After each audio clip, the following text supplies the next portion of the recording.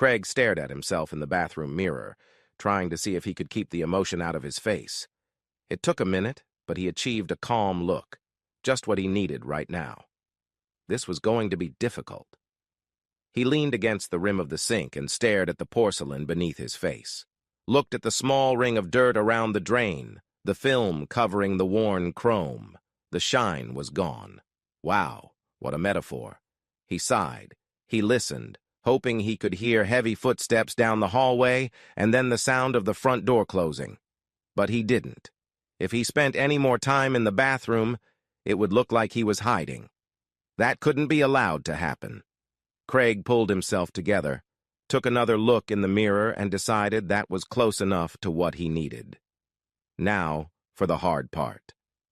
Craig opened the door, and with a slight creak of the top hinge, the muffled murmur of voices from the bedroom a short distance down the hallway ceased. He walked through the door, down the hallway, down the stairs, and into the kitchen, loudly. There he pulled 2 mugs from the cupboard, a plain white one for himself and Ronnie's favorite, a clay one, turned on the coffee maker, got out hazelnut butter and milk. Anyway, it wouldn't last long. He made a few more preparations, just in case. One was to make a phone call, then preloaded a document onto his tablet lying in the living room. He was sitting at the bar in the kitchen sipping coffee when Ronnie appeared through the archway wearing one of her new blouses, showing off all her new cleavage. She was wearing her new blue jeans, very tight, which she used to show off her new ass. She wore glasses, which was a rarity these days, as she used her new contact lenses a lot. She stood in the archway, looking at Craig and tucking a strand of dyed blonde hair out of her face behind her ear. The expression on her face expressed submission. Craig gestured to the coffee in her mug on the other side of him on the bar, indicating that he wanted her to sit down with him. Shaking her head slightly, with sad eyes, she took 2 steps to the bar and sat down. "So," Ronnie began, looking down at her mug. Craig sat in silence. After a few seconds, Ronnie looked up at him, hoping he would say something first. Craig stared at her in silence, as before. "What now?" Ronnie asked, straightening in her chair and realizing that she'd slumped a little. "Now?" Craig asked aloud, his voice calm and steady. "Well, I think it's over, don't you?" Ronnie slowly closed her eyes and sighed. "I don't want it to be like this," Ronnie said to her husband. Craig pronounced. "I can't imagine you don't want it to be. But after today, after everything you've done, I'm not even mad anymore, Ronnie. I'm just tired." She looked down at her mug, at the bulges of her newly lifted breasts. She reached out with both hands and cupped them around the top of the mug, feeling the soothing warmth. Craig had even added her favorite cream. She could see and smell it. It didn't have to be the end. "I guess I was a bitch," Ronnie said. Craig snorted in agreement. "But we can get through this."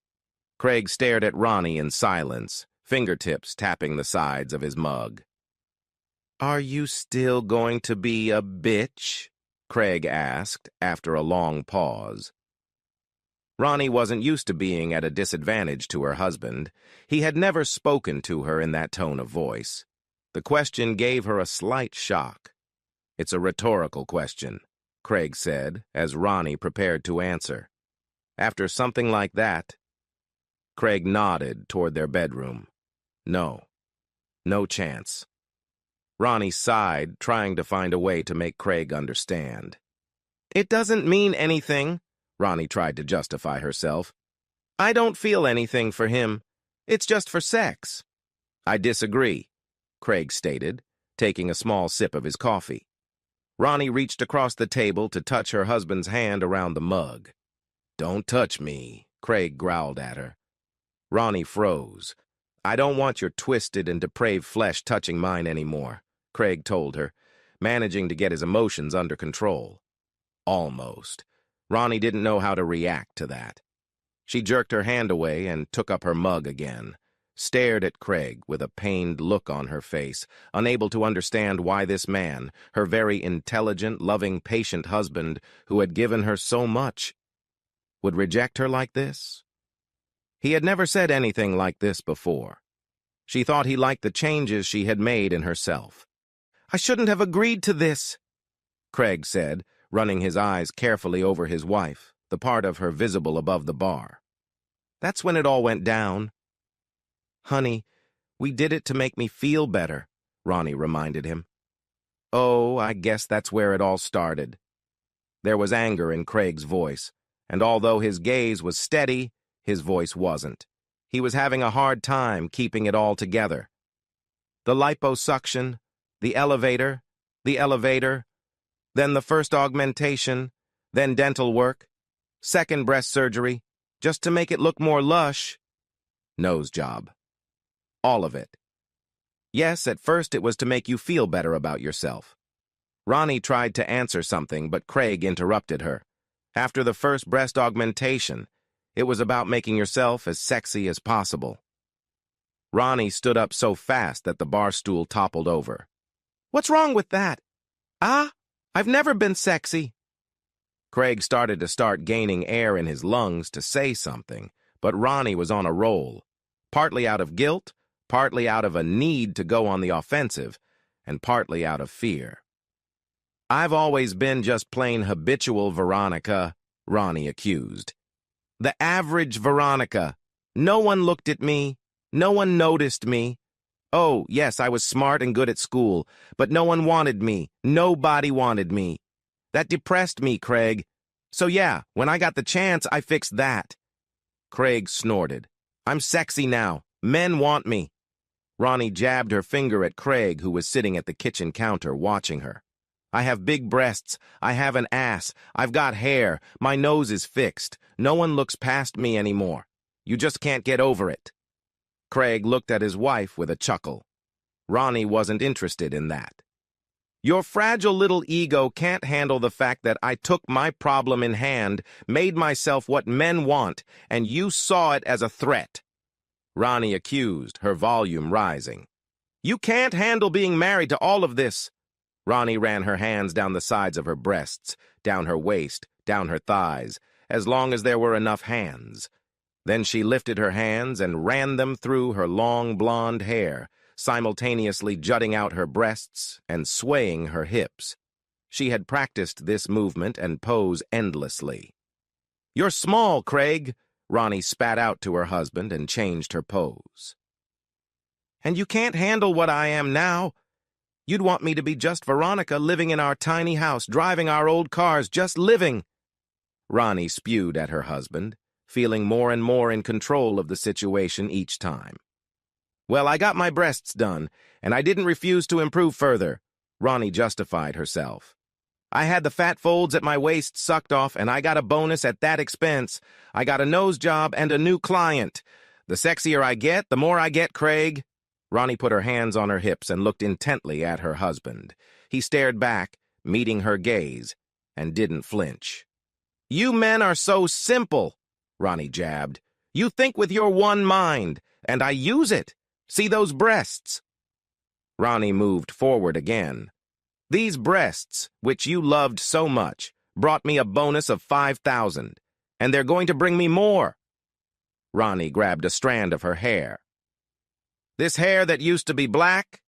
Ronnie pointed at the lock with her other hand.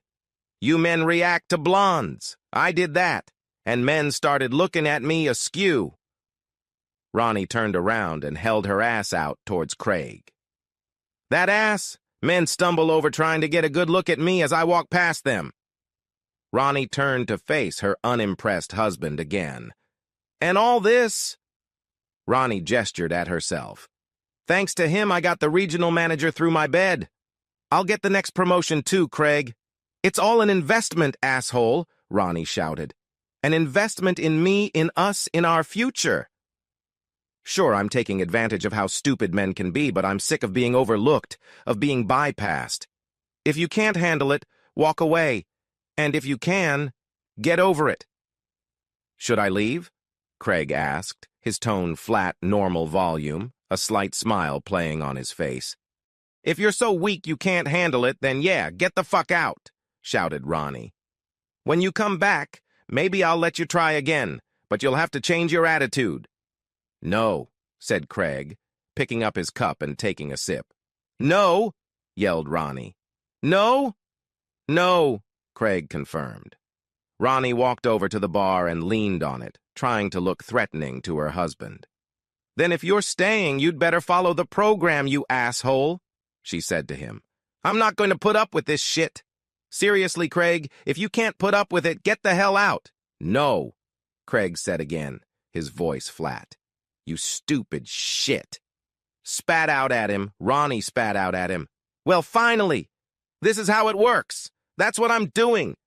"Still no," Craig said, taking another sip. Ronnie's eyes widened, foam appearing at the corner of his mouth. "Fuck you and your no," Ronnie said to Craig. "That's how right I am. I'm going to go back upstairs and sleep with that guy in our bedroom. He'll promote me again for it. I'll make another 15 grand a year. I'll have more clients and more bonuses." Craig shook his head, pretending he didn't care anymore. In truth, he did. He had been depressed at the beginning of the conversation, but now he was determined. "You can't stop me, Craig." Ronnie was angered by his nonverbal denial. "If you want to be with me, you'd better find out how things are going to go from here." "No, I don't want to be with you anymore, Ronnie," Craig said, setting down his mug. "Not anymore. It's over." "I've got something to say about that," Ronnie spat out. "Not really," Craig said confidently. "Here, let me prove something to you." Craig sat up, took a breath, and then suddenly shouted, "Hey, you, in my bedroom, Vice President, you're trespassing. Get out of my house." "No, he's not leaving." Ronnie pointed her finger at Craig. "He will," Craig said, putting his elbows back on the countertop. "Stay there, Eric," shouted Ronnie toward the bedroom. Craig took his mug with both hands again. Ronnie stared at Craig for a few seconds, not thinking straight. Then, after a few breaths, she had her thoughts again. "Craig, it doesn't have to be like this," Ronnie said angrily to her husband. "I know. Look, I know what I've done to you is wrong. I know it hurts you. I wish you didn't have to see this." Ronnie waved her hand uncertainly toward the bedroom, "But this is what I need to move up. You men react to sex. You should know that." Craig nodded sideways, showing he understood, but also looked as if he couldn't deny the fact. "I feel good, honey. I really do. I'm not being ignored anymore. If I can make myself feel better and succeed, why not?" Ronnie reasoned. "Why can't I do that?" "Well, probably because you were my wife," said Craig simply. "I am your wife now." Ronnie attacked him. "I don't feel anything for this guy. He's just a dick who can give me something." "No, that's not it. Not really. But now I've decided to stop being patient with you," Craig said, sitting back down and starting to gesticulate as he spoke. "I know what you mean about being overlooked. I am not a significant person. I would describe myself as average." Craig ventured. "Sometimes that hurts." "I agree with you." Ronnie crossed her arms over her chest, deciding to let Craig speak. "I paid for the first liposuction. I paid for the second one. I paid for those boobs. I paid for that haircut. I paid for that butt augmentation. All of that," Craig pointed casually at Ronnie's body, "was paid for by me. And I did it because I loved you and trusted you. Even when you started to change, after your first breast augmentation, I didn't say anything because it was a big change for you. I knew things were changing, and you were getting what you thought you needed. But my mistake was exactly that, in being patient with you." Craig looked thoughtful. "You've gotten ugly, Ronnie." Ronnie snorted derisively.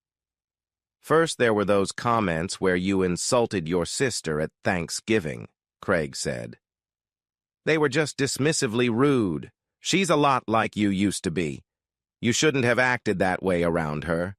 Then, when your mom tried to talk to you, you blew her off.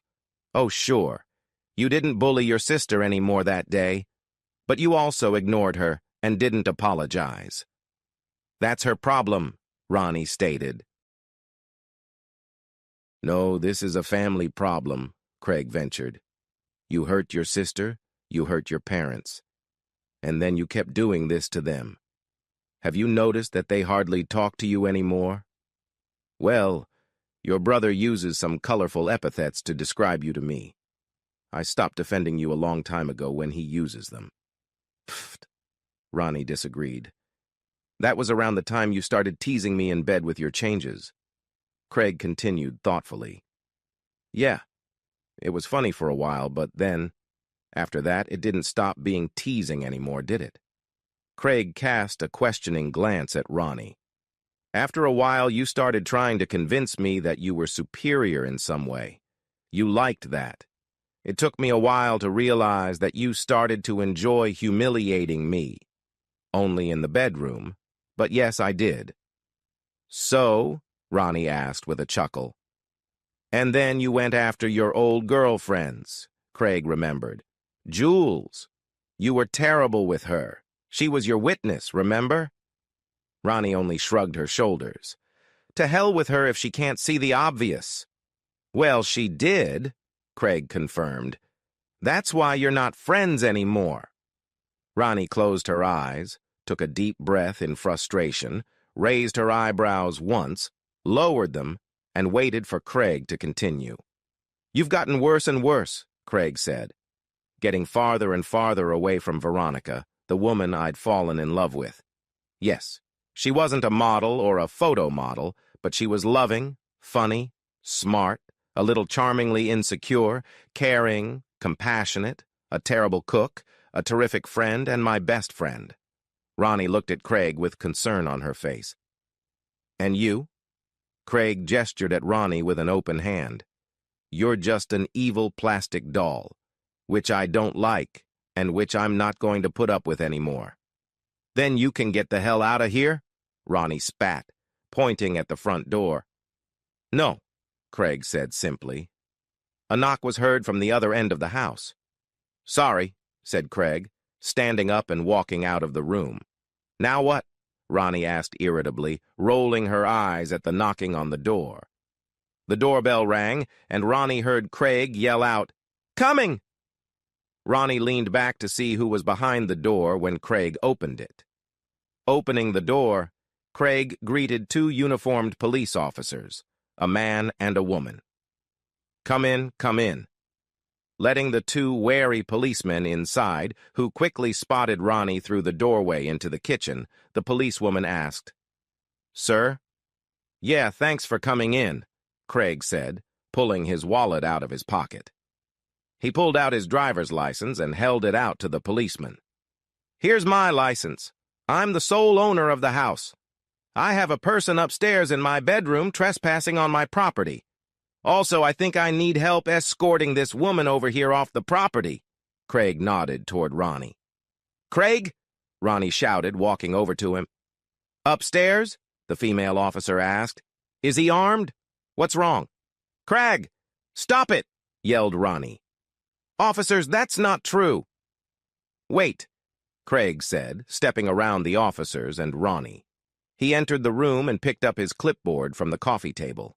Turning it on, he muttered, Wait, typing a copy of some document again. He walked back into the room and held out the tablet to the male officer. What is this? The officer asked, looking at the document. He looked it over, then looked at the driver's license. Handing the clipboard back, the officer said, Okay, you're the owner. What's going on here? Craig, Ronnie exclaimed, both angry and slightly frightened. She didn't like where this was going. It was out of her hands. I came home and found my wife in bed with her employer and they were engaged in lewd behavior, Craig explained. I told the guy he was trespassing on my property, but he's still here. I'd like him removed and I want to press charges. Craig! Ronnie exclaimed accusingly. The female officer muttered something about hating local challenges. Officers, this man was invited here by me, Ronnie explained, looking at her husband. He's not violating anyone's boundaries. Excuse me, ma'am, said the officer, trying not to look at the cleavage Ronnie was showing. But if any family member claims that an intruder is trespassing, according to the new city laws, that person must leave. If not, However, the officer shrugged. Did you inform him that he was not welcome here? The female officer asked. Yes, Craig said. Shouted it from the stairs. Didn't tell him in person. The door was locked as far as I know, and I didn't want to risk a face-to-face meeting. But I have the tape. Craig tapped his breast pocket, pointing to his cell phone. Craig, Ronnie hissed. Also, I'd like to have her... Craig nodded toward Ronnie. Escorted off the premises. I don't want her arrested, just removed. Was there any violence? The female officer asked, while the man was saying something into the walkie-talkie. She looked at Ronnie. What? No, said Ronnie. I didn't touch him. Ronnie pointed at Craig. I meant, did he hit you? Said the female officer, but I'm going to assume he didn't. Sir, can I ask you to show me where the bedroom is? The male officer asked. This is where my partner will stay with this woman. Sure, Craig replied as he walked past the two women. Ma'am, would you mind staying with me? The female officer asked, looking at Ronnie. But, began Ronnie, watching her husband and the officer walk up the stairs. This is all wrong. I'm sure it seems that way to you, ma'am, the officer replied. 10 minutes later, the male officer shouted, Let's go down! Along with two others went down the stairs. Turning the corner at the foot of the stairs, Chief Roney was in the lead. He was wearing his suit pants buttoned, but his fly and belt were unbuttoned. It was all he had on. His pale chest and unruly hair combined with angry eyes told the story of an unhappy man. He cast an angry glance at Ronnie as he walked past her and headed for the exit. A male officer followed him, one hand holding his jacket, shirt, tie, and shoes with socks inside, and with his other hand he held the handcuffs that were on his wrists behind Ronnie's boss's back. As he walked past, the male officer cast a glance at his partner and nodded. I'll let her pack her things, the female officer said to her partner. Craig stood back and watched what was happening. Craig, don't do this, Ronnie asked her husband after realizing what was happening. It's already done, Craig said sadly. I don't feel safe when you are here. You let strangers into the house when I am not around and you hide it from me. Your temper has changed a lot lately. You need to leave. Take your clothes and what you need, and we'll deal with the lawyers afterward. Craig said this mostly for the officer, in case he needed a witness in court with his cell. He thought that was a distinct possibility. Craig, no! Ronnie pleaded, holding out her hands. We can work this out. We've been trying to do this for a long time, Craig said, his eyes closed as the memories came over him. It didn't work out. It's all over. Sir, can we take some of her things? The female officer asked. Ronnie was stunned silent, realization coming over her like a plague. Sure, Craig said. She's got a car in her garage, a new BMW, not an old Subaru. She can use it. Nodding, the officer turned to Ronnie and said, Come on, honey. Let's get your things together. As Ronnie and the officer went upstairs, Craig pulled out his phone and stopped the recording. He didn't know how good the video would be, but he was sure the sound would be excellent. Standing still, he made sure the video was uploaded to the right place, and then sent copies to his attorney, Ronnie's family, and his family members. It didn't take long. He asked the lawyer to inform Ronnie's employers, but the lawyer advised him to hold off. It was better to have her employed in case the worst happened, and divorce was suddenly on the agenda, like now. Craig, no.